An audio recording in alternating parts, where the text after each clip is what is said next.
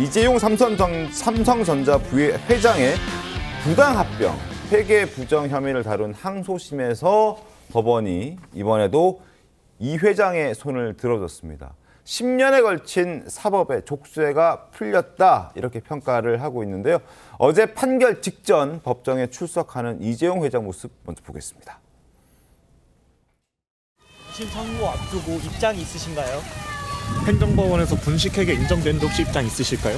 승계 과정에서 삼성물산 주주들이 피해 입을 거란 예상 못하셨나요? 항소심 선고 앞두고 하실 말씀 없을까요? 자, 그간의 마음고생 굉장히 심했겠죠. 그래서 이제 좀 담담한 표정, 또 참담한 표정으로 법정에 들어가는 모습을 확인할 수 있었는데요. 어쨌든 머리 좀 희끗희끗해 보이고, 그리고 아마 만감이 교차하지 않았을까, 그런 생각이 듭니다. 2심에서 19개 혐의 무죄 판정을 받았는데요. 일단 윤기찬 변호사님, 검찰이 상고할까요?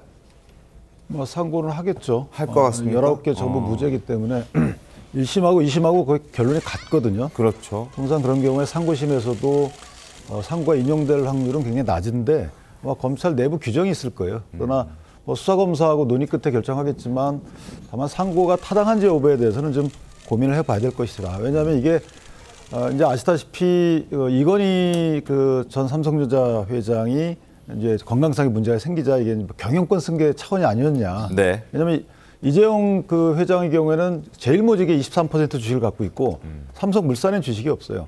그리고 삼성물산이 사실 지주회사거든요. 삼성생명하고. 네. 그러니까 삼성물산을 간접 지배하기 위해서 물산하고 합병하면서 제일모직의 자회사의 가치를 부풀리고 이런 행위를 했다는 부분인데 사실 굉장히 어려운 부분이죠. 복잡하죠. 네. 다만 이제 저희가 여기서 유념해야 될 부분은 검찰이 기소를 해가지고 이제 4년 5개월 전에 했는데 문제는 그 당시에 검찰 기소할 당시에 수사심의위원회에서 이거 기소하지 말라 그랬어요. 불기소해야 된다. 네, 수사도 이거는. 중단하고 기소하지 말라 그랬음에도 불구하고 지금 이성윤 의원이 중앙지검장이에요. 주도해서 기소를 해버리는 사건이거든요. 그런데 1심 무죄, 2심 무죄이기 때문에 이 정도면 검찰에서도 나름 사회적 가치를 제고하기 위해서 노력했다는 점 인정하니까 더 이상의 재판 진행은 좀 무의미하지 않을까 하는 생각이 들어요.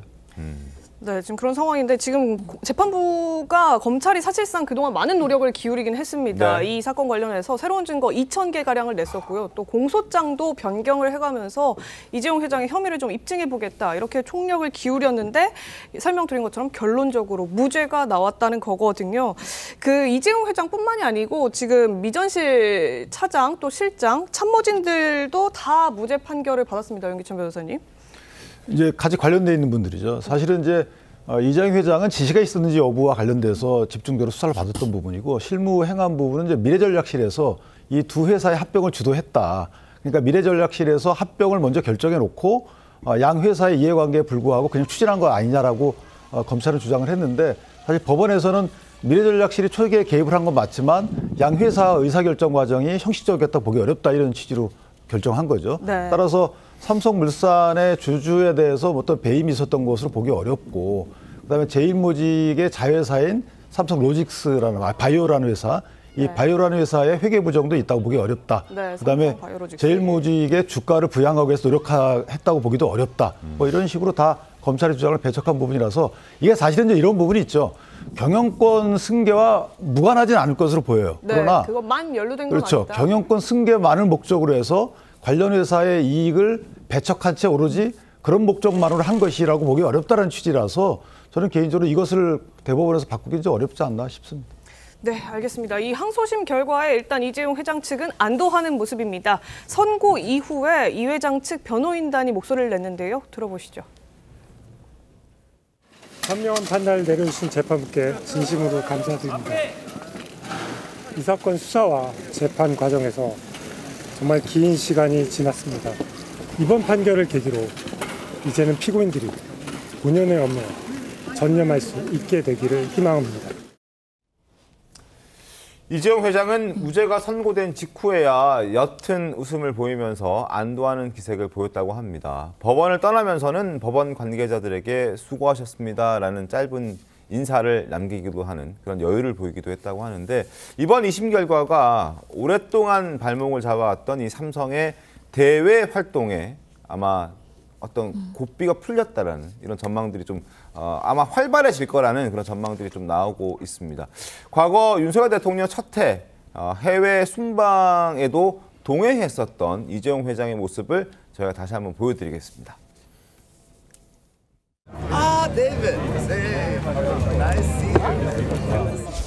이재용 회장을 좀 보시고 싶다고 드디어 왔네. 너무 많이 아부다비에서 오랜만에 봤더니 다 캐논이더라고요. 그래서 내가 물어봤어. 이 동영상이 안 돼서 다 캐논만 쓴다. 맞습니다.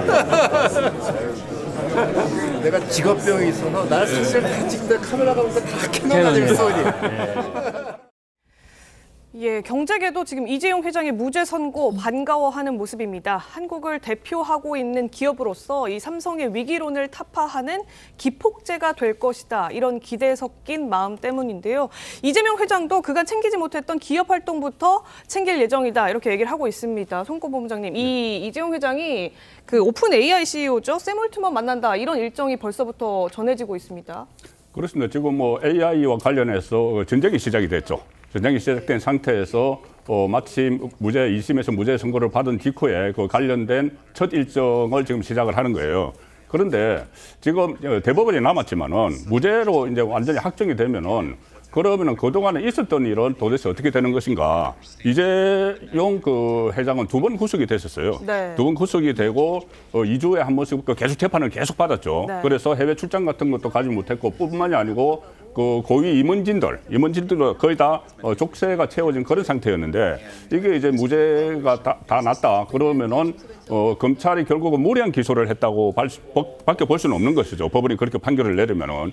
그런데 이것이 그때 불거진 것이 2016년에 최순실 사태에서 그때부터 본격적으로 불거진 거예요. 사태 때, 예, 그때 그 정준하 씨 뭐 말 문제를 서로 연결이 돼서 그래서 경영권 선결을 위해서 편의를 봐준 것이 아니냐 이런 문제까지 같이 불거졌기 때문에 검찰이 그런 여론을 의식을 해서 좀 무리한 기소를 하고 그다음에 무리한 항소를 한 것이 아닌가 이런 점들도 부각이 되고 있기 때문에 앞으로 삼성전자가 활발한 경제 활동을 하는 이 부분도 좀 많은 긍정적인 효과를 보겠지만은 과거에 9년 동안 있었던 그 부분도 다시 한번 되돌아보는 그런 계기가 돼야 될 것 같아요. 손해배상 청구라도 해야 될까요?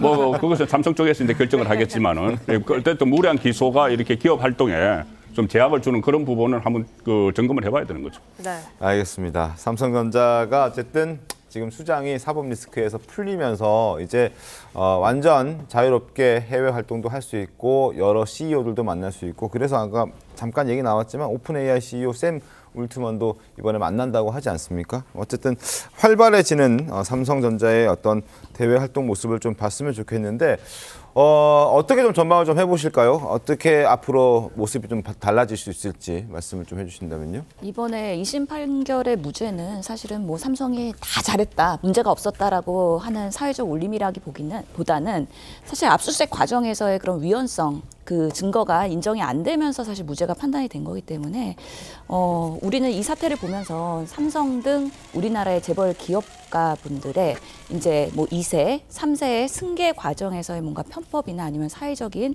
그런 문제점을 좀 정화해야 된다는 또 좋은 교훈을 남겼다고 생각을 합니다. 그래서 이런 여러 가지 탈세에 있어서의 뭐 분식회계나 인수합병 이런 편법을 쓰지 말자라는 방식으로 그리고 좀 더 기업가로서의 대한민국을 이끄는 노블리스 오블리제를 구현하자라는 의미에서의 또 메시지라고 보이기 때문에 이번 그런 재판 과정에서 여러 가지 고생들을 많이 했기 때문에 삼성이 그런 것들을 이제는 다시 극복하고 국민들한테 정말 합법적인 그리고 정당하면서도 실력 있는 기업으로 되살아날 수 있는 그런 또 계기가 되기를 바라봅니다. 네, 알겠습니다.